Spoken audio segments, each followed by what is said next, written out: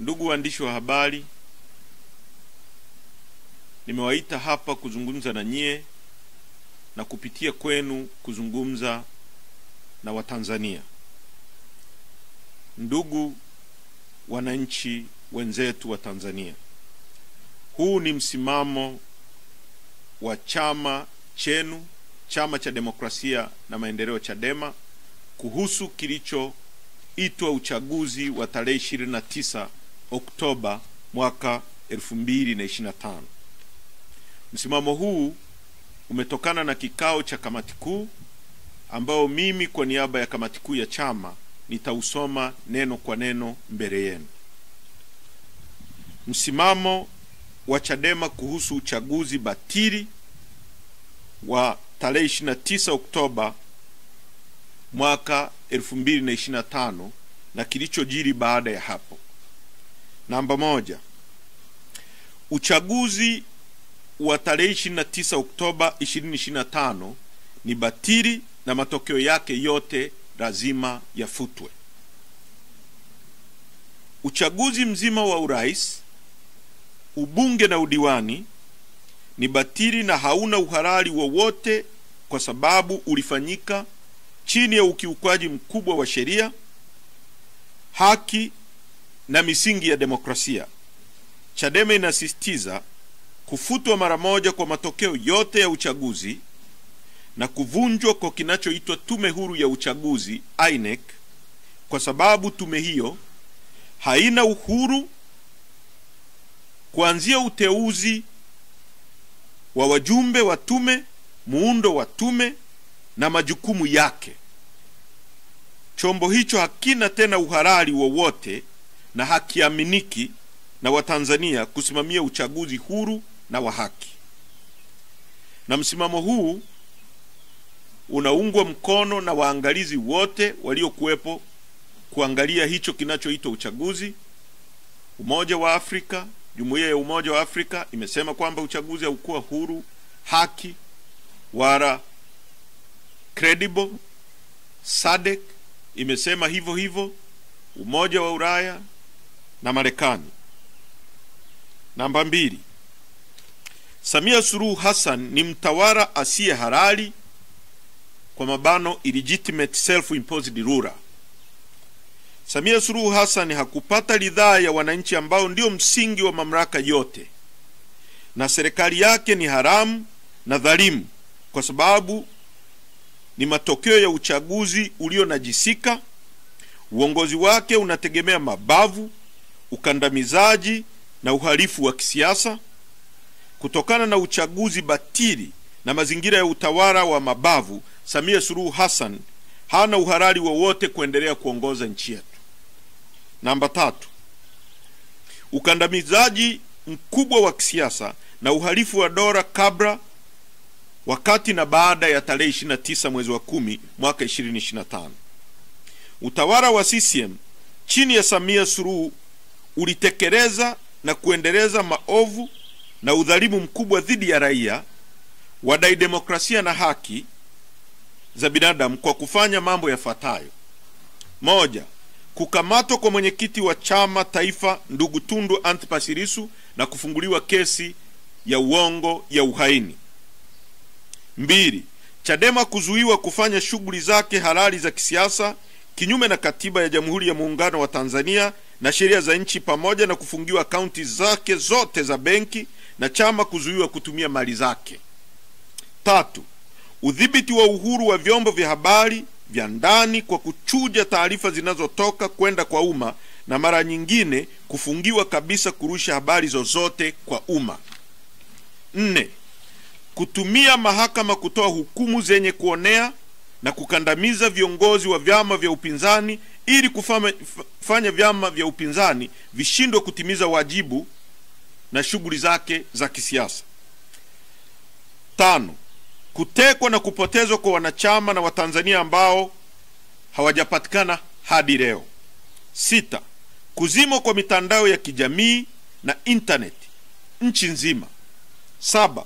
Kuwekwa amri batili ya kutotoka nje, yani curfew, nchini kote baada ya saa 12 za jioni. 8. kupigwa risasi na kuuawa kwa Watanzania wakati wa uchaguzi. 9. Viongozi na wanachama wa Chadema kukamatwa na kufunguliwa kesi za uongo za jinai kutokana na msukumo wa kisiasa. 10. Wananchi kunyimwa miili ya wapendo wao na kushindwa kuwafanyia maziko yanayostahili. 11. Kuhakikisha kukosekana kwa uwazi wa waangalizi wa kimataifa EU, UN na vyombo vya habari vya kimataifa kama vile CNN, BBC, DW na Al Jazeera. Pamoja na hayo, ripoti za AUEM, SADC, EOM na East Africa Community zinaonesha wazi ukosefu wa uwanja sawia na uhalali wa uchaguzi. Mambo yote haya yaliainishwa hapo juu yanaimarisha msimamo wa Chadema kuendelea kudai mabadiliko makubwa ya kikatiba, kisheria na kitaasisi ili hatimaye Tanzania iweze kuendesha shughuli zilizo huru, chaguzi zilizo huru, za haki na zinazoaminika mbele ya macho ya Watanzania na jumuiya za kimataifa kwa ujumla. Ili kufanikisha hayo, Chadema tunataka mambo yafuatayo. 1.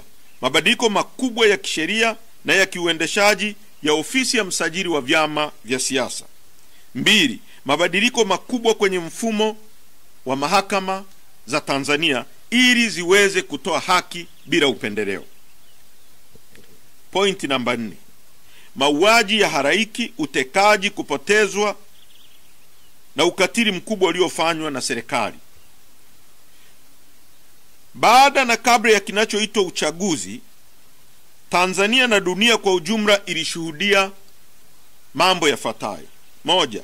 Mauaji ya halaiki ya zaidi ya watu 2000 na majeruhi zaidi ya 5000 kwa muda wa wiki moja tu. Kuongezeka kwa wakimbizi wa ndani na nje ya nchi. 3. Utekaji na upotezaji wa mamia ya raia, abduction and enforced disappearance. 5. Mateso ya kikatili, ubakaji na mauaji ya kinyama yaliyotekelezwa na maafisa wa vyombo vya ulinzi na usalama. 5. Ushiriki wa vyombo vya ulinzi na usalama kufanya matendo ya kihalifu dhidi ya binadamu, ikiwemo mauaji ya raia, uporaji wa mali binafsi za watu na ukamataji holela ulioendana na utesaji. Sasa, Chadema inataka kukomeshwa mara moja kwa operesheni zote za utekaji, mateso, mauaji na upotezaji wa raia. Na Watanzania waliopotea kwa kutekwa waachiwe huru. Tunasisitiza kuwasilishwa na kukabidhiwa kwa familia zote miili ya wapendwa wao waliouawa kabla, wakati na baada ya tarehe 29 mwezi wa 10 ili hatimaye miili hiyo izikwe kwa heshima na desturi za Kitanzania. Chadema inataka uchunguzi utakaofanywa na tume huru inayoaminika yenye wajumbe wa ndani na nje ya nchi ili kubaini ukweli wa idadi ya mauaji, makaburi ya halaiki na kuwajibishwa kwa wote waliofanya uharamia huu. Point namba 5. Chadema na Watanzania tunataka serikali ya mpito isiyoongozwa na Samia Suluhu Hassan itakaowekwa chini ya usimamizi wa taasisi huru za kimataifa. Kwa kuwa serikali haina uhalali wowote, Chadema inataka kuanzishwa kwa serikali ya mpito ambayo 1. haitaongozwa na Samia Suluhu Hassan wala serikali ya CCM, itakayoaminika na Watanzania na jumuiya za kimataifa. 2. Itasimamiwa na mashirika ya kimataifa yenye kuaminika na yenye uwezo kama vile Umoja wa Mataifa, AU na SADC. 3. Itarejesha utulivu, haki za kisiasa na za kiraia. 4. Itafungua anga ya kisiasa na uhuru wa kujieleza. 5. Itaratibu uchaguzi mpya wa kitaifa kwa uwazi, uadilifu na uangalizi huru wa kimataifa. 6. Itahakikisha kuachiwa huru kwa wafungwa wote wa kisiasa na wote waliofunguliwa kesi za uongo. 7. Itahakikisha kuachiliwa kwa wote waliotekwa nyara na kufichwa katika mahabusu bubu vya siri na wanaopewa mateso yanayoratibiwa na vyombo vya dola.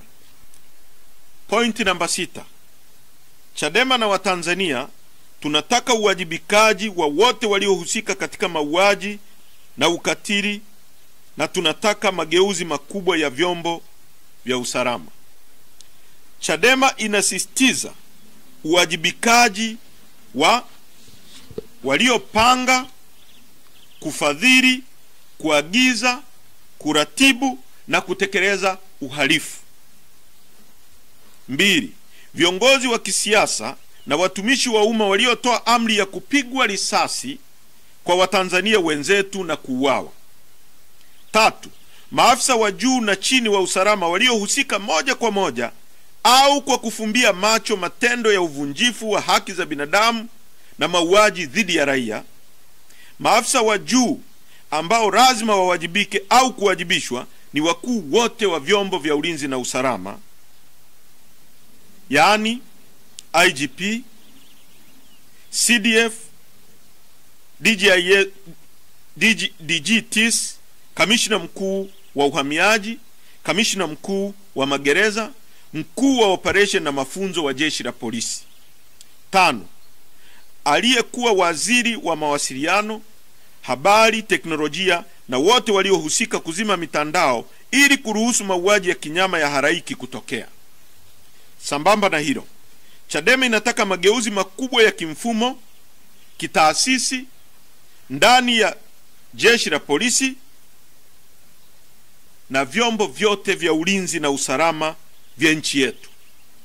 Hii inajumuisha kuwa na chombo cha kuvimulika vyombo hivi vyote, yani oversight body. Pointi namba 7. Fidia kwa familia zilizopoteza wapendo wao na wananchi waliopoteza viungo vya miili yao. Msimamo wetu mwingine ni kwamba kila familia iliyopoteza mwanafamilia au raia yoyote aliyepoteza viungo lazima alipwe fidia. Fidia hii si malipo ya kawaida, bali ni hatua ya kutambua kwamba dola ilihusika katika mauaji kwa kutumia vyombo vya dola, na tunatoa wito kwa jumuiya za kimataifa kuwawekea vikwazo wote waliohusika kupanga, kutekeleza uharamia huu wa uhalifu dhidi ya binadamu kama ifuatavyo. 1.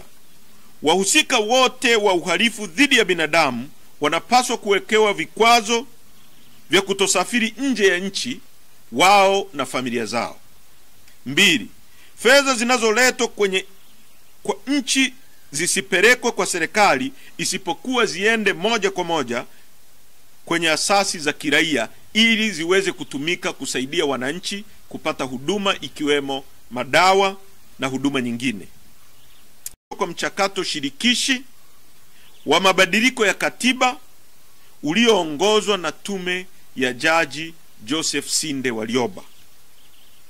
Namba 9. Chadema inaiomba jumuiya ya kimataifa kufuatilia matendo ya kihalifu yaliyofanywa na serikali ya Tanzania iliyo haramu na dhalimu kwa kutumia vyombo vya dola, na tunatoa wito kwa jumuiya za kimataifa kuwawekea vikwazo wote waliohusika kupanga, kutekeleza uharamia huu wa uhalifu dhidi ya binadamu kama ifuatavyo. 1. Wahusika wote wa uhalifu dhidi ya binadamu wanapaswa kuwekewa vikwazo vya kutosafiri nje ya nchi, wao na familia zao. 2. Fedha zinazoletwa kwa nchi zisipelekwe kwa serikali, isipokuwa ziende moja kwa moja kwenye asasi za kiraia ili ziweze kutumika kusaidia wananchi kupata huduma ikiwemo madawa na huduma nyingine. 3. Vikwazo kwa kuzuia Tanzania kuuziwa silaha, kwa sababu silaha hizo zinatumika kuua wananchi wasio na silaha wanaodai uwepo wa utawala wa sheria, wananchi wanaotaka utawala unaozingatia misingi ya haki, wananchi wanaotaka uchaguzi huru na haki, na Watanzania wanaopinga vitendo vya Watanzania wenzao kutekwa, kupotezwa na kuuawa na vyombo vya dola. Namba 10. Kwa kuwa chama kimezuiliwa kufanya shughuli zake za kisiasa kwa amri iliyotolewa na mahakama yenye lengo la kuingilia uhuru wa kisiasa wa kufanya shughuli kwa mujibu wa katiba ya nchi yetu, na kwa kuwa chama kinatambua kuwa serikali hii ni haramu iliyopatikana kwa gharama ya damu za raia wasio na hatia na haina uhalali mbele ya umma, Chadema inatoa maelekezo kwa viongozi, wanachama, wafuasi na wananchi wote wanaopenda haki kutotoa ushirikiano kwa kiongozi yoyote wa serikali hii haramu. Inaelekeza viongozi na wanachama wake kutojiingiza kwenye vikao na mazungumzo yoyote na viongozi wa serikali hii haramu wanaotumia njia hizo ili kutafuta uhalali wa kisiasa ambao hawana, kwa sababu hawajachaguliwa na hawana ridhaa ya umma. 11. Chadema inaunga mkono madai ya haki ya makundi yote ya Watanzania ambayo yamekuwa yakitolewa kwa njia mbalimbali. Tunaunga mkono vijana wa Tanzania, Gen Z, viongozi wa dini, wanaharakati na makundi yote katika jamii kuwa nchi hii inahitaji katiba mpya ambayo itatoa suluhisho kwenye matatizo ya muda mrefu ya mifumo ya uchaguzi.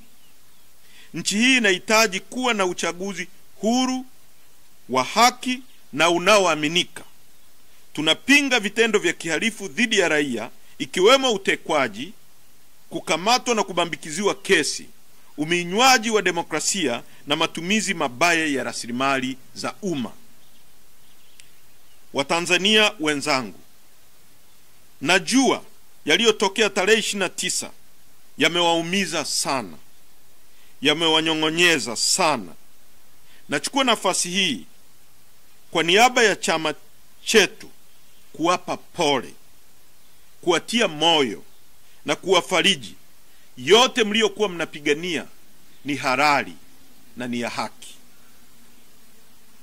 Mmepoteza vijana wenu, mmepoteza viungo na wengine wamepoteza mali zao.